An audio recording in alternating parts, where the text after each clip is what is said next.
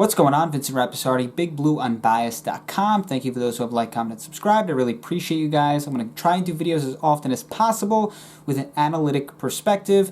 I feel like people don't use analytics too much when it comes to football, but that's why I want to talk about it on my channel very often. So in this video, I want to talk about Evan Engram. Today I saw on the Giants Twitter account, they posted a video of Evan Engram running a route, catching a touchdown pass in practice, and he looked good. He looked very smooth, clean running his route. He had a foot injury last year, had foot surgery, so he looks ready to go. And what I noticed with him too, he looked a little bit slimmer. I don't know, maybe that was just me, maybe that's something that I saw, but he looked a little bit slimmer. And this is interesting because I've been talking about on Twitter, and I've written about it, and I did a video on it, on YouTube about how I think he should be a wide receiver. I think he should be a somewhat full-time wide receiver. Could play tight end here and there, but mainly be a wide receiver based on his size and his receiving ability and based on the amount of snaps that he had in college in the slot. What John Gruden said on draft day back in 2017, that Evan Engram's, look, he's a wide receiver. He's not a tight end. He's not a traditional tight end. And if you look at the metrics right here, in terms of his size, he's literally like the smallest tight end in the NFL. And I know I've had this discussion with people, many, many times where they say, well, that doesn't mean anything just because he's small, and that doesn't mean that the position is taking, a wear and tear effect on him, and that's why he continues to get injured. It's not because of that. Well, I go, do you ever see a 5'11", 200-pound left tackle? Okay, there's also a reason why teams are kind of a little bit scared to pick quarterbacks that are small, right? That was kind of a big thing with Kyler Murray coming out of the draft was, if he takes a hit, is he going to be okay? I mean, he's a short guy. He is not a big 6'4", 6'5" type quarterback. Not that smaller quarterbacks can't have success, but you just worry about their longevity just from taking hits over the years. So, of course, being a certain size and fitting a certain position, I mean, it's definitely legitimate. I mean, it's definitely legitimate to ask the question, is that traditional tight end position, can Evan Engram play it consistently over the course of 16 games, year after year, and be a good pass catcher at the same time? Can he consistently do that without being injured?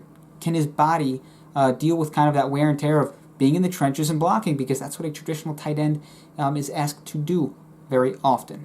So here's a bit from a YouTube video that I did a few months ago on Evan Engram and why I think he would be better suited to play more of a wide receiver role than a tight end role.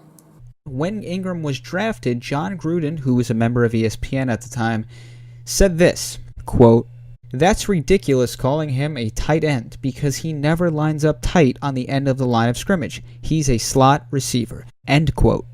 Oddly enough, since joining the Giants, they haven't used him in the way that he was most successful back in college. If we look at his most productive season so far in the NFL, 2018 was that year.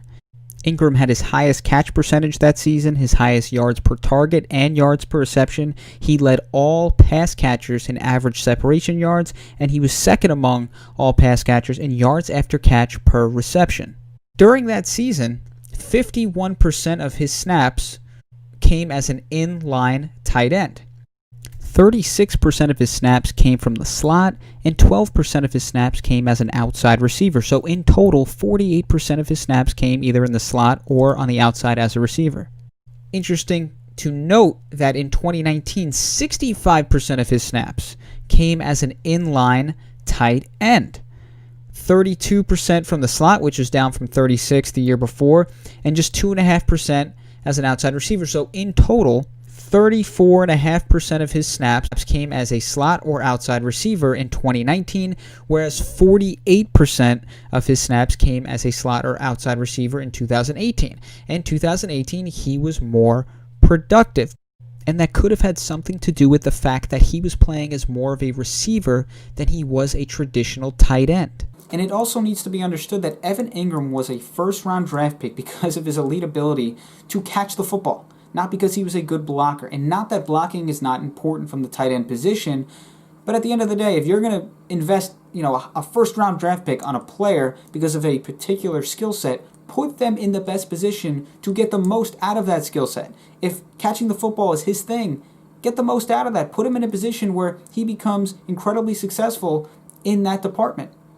again, not that it's not important. It's, I'm not saying that blocking isn't important coming from the tight end position, but he was a first-round pick because he's a really good receiver. He catches the football well.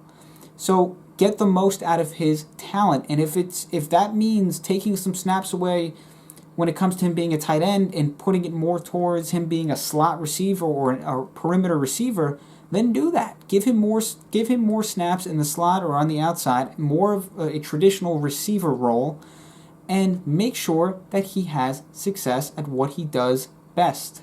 So that's kind of my take on what I think would be best for Evan Engram, the best way to utilize him and get the most out of his skill set, because look, he's a very talented receiver.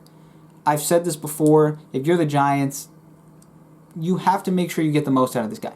He's got a lot of talent. You cannot waste that talent. So that's all I got. Vince Rapsardi, BigBlueUnbiased.com. Thank you for watching. Thank you for those who have subscribed, like, comment. Hopefully I get more of those. Would love for you guys to subscribe, like, comment, and share this video. Would really, really appreciate that. You can follow me on Twitter at Vince Rapsardi. I have a podcast. It will be in the description below. And that's all I got. Vince Rapsardi, BigBlueUnbiased.com.